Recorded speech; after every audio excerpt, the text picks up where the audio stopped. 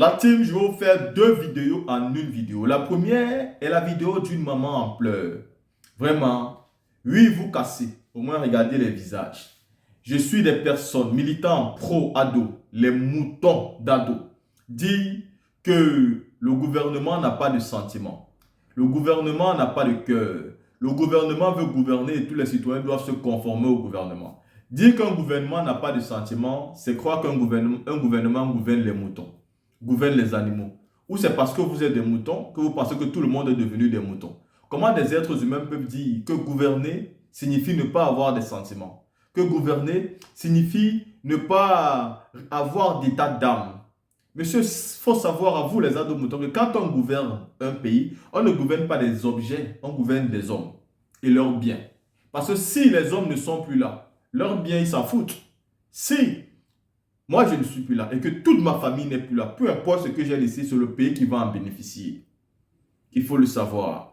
On gouverne donc des personnes. Quand on développe un pays, on ne le développe pas pour des animaux. On ne le développe pas pour le développement lui-même. On le développe pour le bonheur de ses concitoyens. On ne développe donc pas son pays en attristant son peuple. Donc venir à Mondovision ou bien faire des vidéos sur Internet et nous dire qu'il y a un ordre gouvernant et que tous les citoyens doivent se conformer et que les gouverneurs ne doivent pas avoir de sentiments sur les décisions qu'ils sont en train de prendre. C'est-à-dire que vous avez très mal réfléchi et c'est vraiment une réflexion de mouton. Parce que vous pensez aujourd'hui que où Ado dit va, vous partez. Tout le monde est censé donc suivre ce que Ado dit. Et pourtant, ce n'est pas la réalité de la vie. En tant que président de la République, Alassane Ouattara se doit de toujours regarder les actes qu'il doit poser avant de les poser. Il se doit de réfléchir. Il se doit de se poser la question si c'est bon pour le peuple ou pas et si le moment est propice ou pas. Dans le cas espèce, Alassane Ouattara n'a pas réfléchi. Surtout que c'est Ibrahim Bakoko s'est excusé et dit avoir fait des erreurs dans certaines casses à GESCO. Et il demande pardon pour ça. Mais dans un pays normal, quand un tel individu reconnaît avoir fait une erreur aussi grave, tout le pays se lève et demande sa démission avec effet immédiat. Ce n'est qu'en Afrique qu'un ministre peut commettre ce genre d'erreur grave et on ne demande pas sa démission. Il demande des excuses et il continue à gouverner. Non, il y a des autres qui sont impardonnables. Impardonnables, comme casser une école.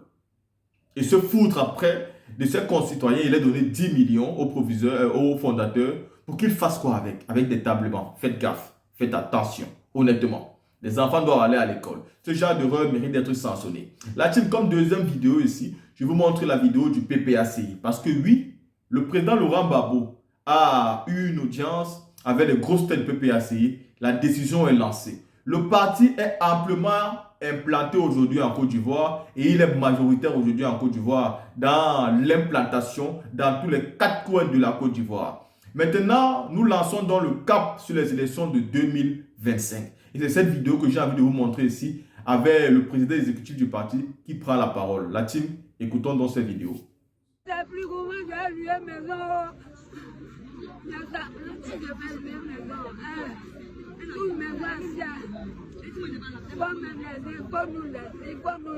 On est sur la rue. On dort sur la rue depuis 3 jours aujourd'hui de Maïpa. Faut parler à toi. Faut parler à mon petit frère. Quand il y a un problème, on dort dehors. Mon petit frère, faut venir en aide. Faut venir. Faut venir. Nous tous, on est dehors. Tous les électeurs, on est dehors. Pardonnez, faut venir au secours. Pardonnez mon fils.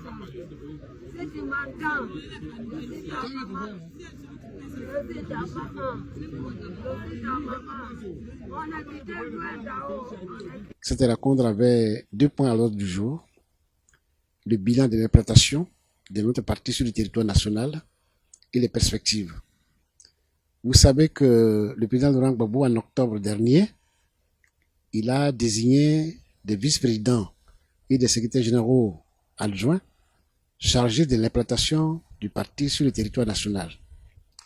Il avait donné à la direction exécutive 3 mois, c'est-à-dire jusqu'à fin février, pour lui présenter le bilan de cette mission.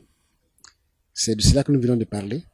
Et au jour d'aujourd'hui, nous sommes heureux de dire à nos camarades que concernant l'implantation, le parti a fait beaucoup d'efforts avec ses VPE et ses SGA et les CA, les CR et les fédéraux, y compris les comités de base et les sections, qui ont fait du bon travail que nous voulons remercier ici vivement au nom du président Laurent Gbagbo. Le bilan fait ressortir que sur le territoire national, le PPACI est représenté très largement, majoritairement. Et le bilan étant été fait, il a été décidé ce jour que nous changions maintenant de direction. Jusqu'à présent, c'était l'implantation du parti qui était notre priorité première. À partir d'aujourd'hui, nous continuons de faire l'implantation du parti pour les quelques villes ou régions qui restent à être identifiées et où on doit implanter encore le parti. Et nous allons désormais faire face à l'avenir de notre parti.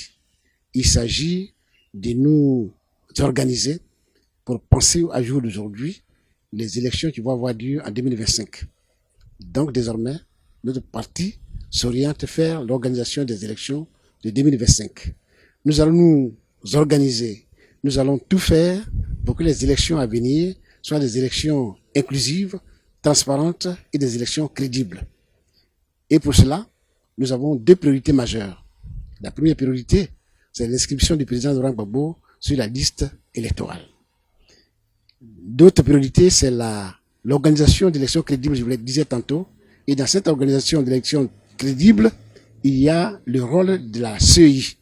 Nous devons engager tous nos efforts pour que la CEI ne soit pas la CEI d'aujourd'hui, dont on a connu les limites. Donc le parti va se mettre en ordre de bataille pour mener ces batailles-là, pour que les élections soient organisées de façon crédible, de façon transparente, de façon inclusive dans notre pays. Bataille donc pour l'inscription du président Laurent Gbagbo sur la liste électorale, bataille pour que les conditions d'élection crédibles soient réunies, à commencer par la refonte de la CEI. Voilà quelques mots, ce qu'on peut dire. Et pour tout cela, pour mettre tout cela en musique, le président va convoquer un comité central qui aura lieu le 9 mars prochain.